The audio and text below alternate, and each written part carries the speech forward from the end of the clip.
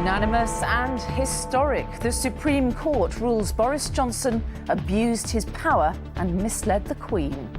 The Prime Minister's advice to Her Majesty was unlawful, void and of no effect. This unelected Prime Minister should now resign. Jeremy Corbyn led the calls for the Prime Minister to go. Mr Johnson insists he's holding firm. I don't think that it's right, but we will go ahead and, of course, Parliament will come back. Tomorrow, after 2 weeks away, MPs will return to the Commons to resume where they left off. So what next for the country, and where does this leave Brexit? We look at what the future may hold. Plus, anger at the millions paid out to the bosses at Thomas Cook. And Harry and Meghan head to the beach in South Africa.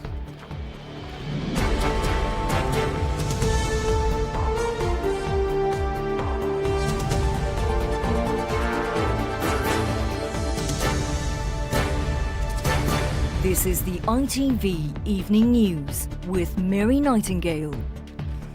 Good evening. Boris Johnson insists he will not resign after the Supreme Court ruled he broke the law by suspending and silencing Parliament. The 11 justices were unanimous in their damning verdict, saying the Prime Minister effectively tried to frustrate democracy. Mr Johnson said he disagreed with the decision but would respect it. The Labour leader, Jeremy Corbyn, used his party conference speech to call for the Prime Minister to quit. But Mr Johnson is standing firm. He's cutting short his trip to the UN and will be back, along with MPs, in Parliament tomorrow, where the battle over Brexit is set to resume once more. Here's our political editor, Robert Peston, on the historic defeat. Outside the Supreme Court, a storm was building. And then the storm broke when Lady Hale and her fellow 10 judges made their historic judgment about whether the PM had broken the law when proroguing Parliament and sending MPs and Lords home for 5 weeks. The decision to advise Her Majesty to prorogue Parliament was unlawful because it had the effect of frustrating or preventing the ability of Parliament to carry out its constitutional functions without reasonable justification. This means that the order in Council to which it led was also unlawful, void and of no effect and should be quashed. This means that when the Royal Commissioners walked into the House of Lords, it was as if they had walked in with a blank sheet of paper. And here was Boris Johnson's nightmare made real. The prorogation was also void and of no effect. Parliament has not been prorogued. 2 women brought the cases that humiliated the Prime Minister. Gina Miller. Today's ruling confirms that we are a nation governed by the rule of law. Laws that everyone, even the Prime Minister, is not above. And Joanna Cherry. His advice given to Her Majesty the Queen was unlawful, his position is untenable, and he should have the guts for once to do the decent thing and resign.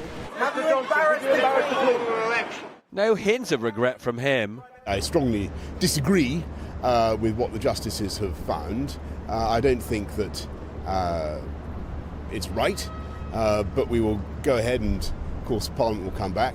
I do think there's a good case for getting on with a Queen's speech anyway, and we'll do that. But I think the most important thing is we get on and deliver Brexit on October the 31st. But Boris Johnson doesn't have the numbers in Parliament to govern, and the Speaker of the House of Commons, John Bercow, said that MPs who are bossing Boris Johnson will be back at work within hours. I've instructed the House authorities to undertake such steps as are necessary to ensure that the House of Commons sits tomorrow and that it does so at 11:30 a.m. Today at the seaside in Brighton, the leader of the opposition and Labour members were pretty clear what they wanted. Boris Johnson has been found to have misled the country. This unelected Prime Minister should now resign.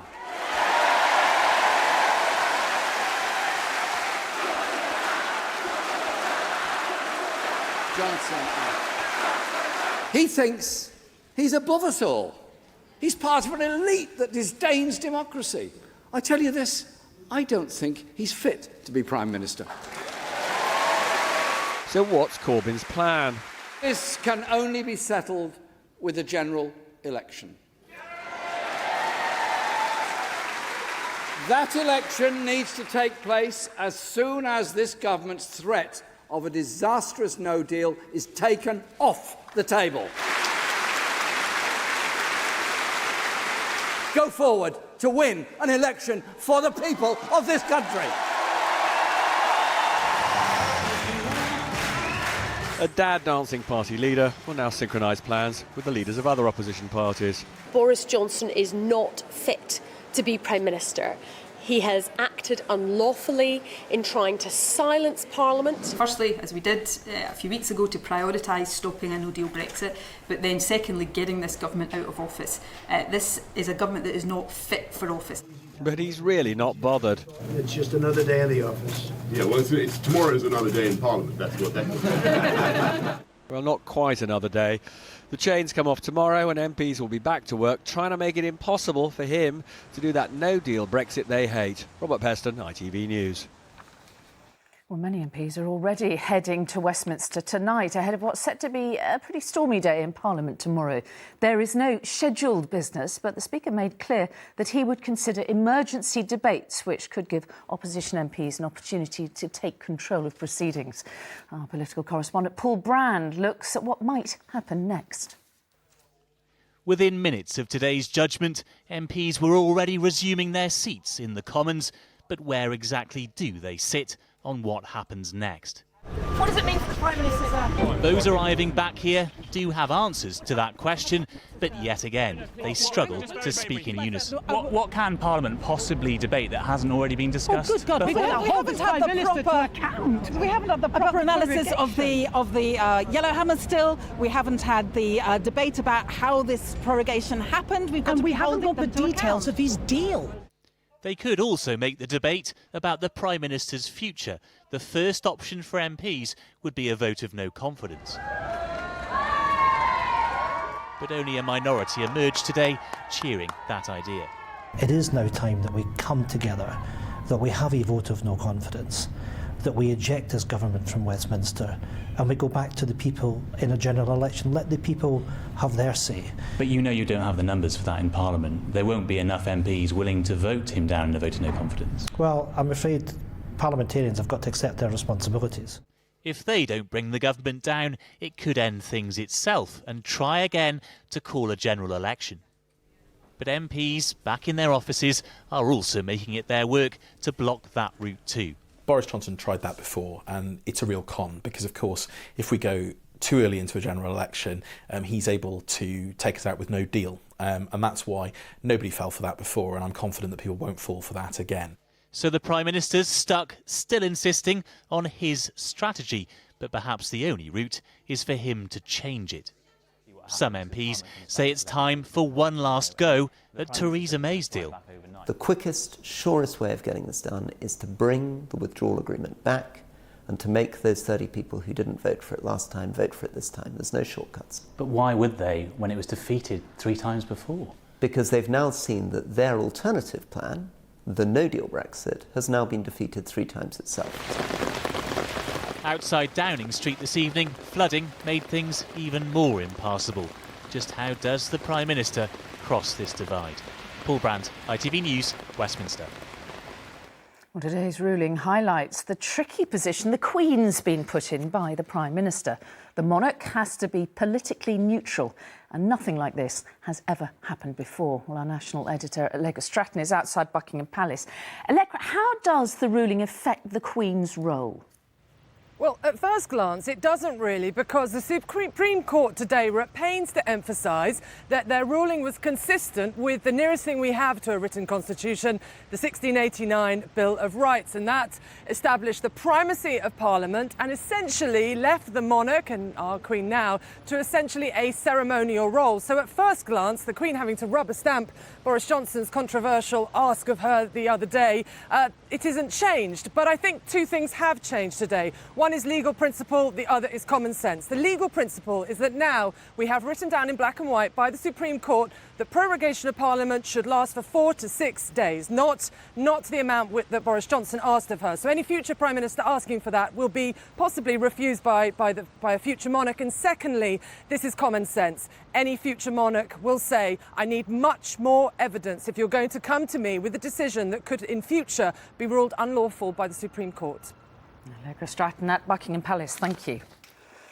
Let's go back to our political editor, Robert Peston, who is in Westminster. Robert, every time I ask you the same thing, but what happens next? So, as I always say, we live in such extraordinary times that it's quite tricky to forecast 5 minutes ahead, but I'll have a go. Tomorrow, MPs will return to the great building behind me and they will force the Prime Minister and his ministers to make statements on why the Supreme Court ruled against him and what he's going to do about it. They will ask for a statement on the advice that the Attorney General gave him for why it was reasonable to try and suspend Parliament's activities for 5 whole weeks. They will ask for more details on no-deal planning, the so-called Yellowhammer documents.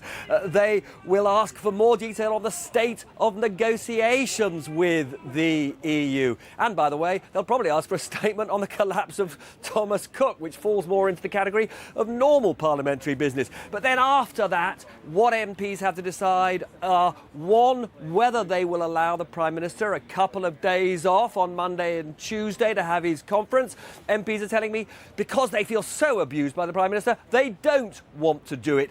And then the biggest question of all, how do they stop him from achieving that no-deal Brexit, which he wants to keep on the table? They've got a law in place, but they're not confident he's not going to trample on it. My goodness, the stakes remain astonishingly high. Robert Peston, thank you. Still to come, the ITV Evening News, more uncertainty and growing anger for Thomas Cook's stranded customers. Plus another day of music and dance for Harry and Meghan in South Africa. News stories and more after the break. Join me then.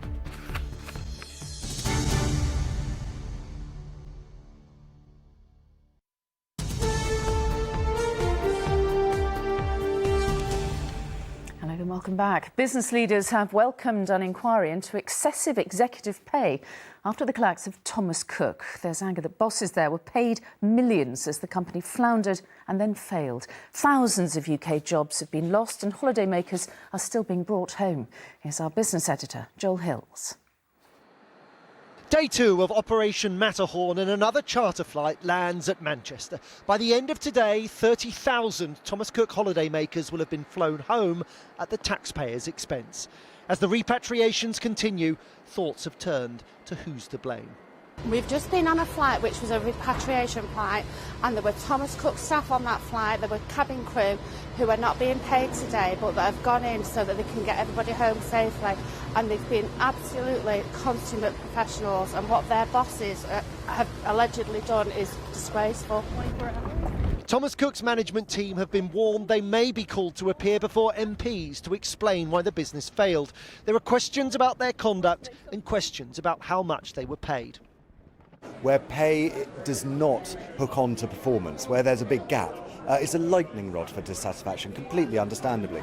So if there has been excessive pay, whilst underperformance is going on, it's right to look at that. Peter Fankhauser has earned more than £8.4 million in the 5 years he's been chief executive of Thomas Cook, but £3.5 million of that was paid in bonuses as shares, all of which he lost when the company collapsed. The previous chief executive, Harriet Green, earned almost £8.5 million in the 2 years she ran the business, and her predecessor earned more than £17 million between 2007 and 2011.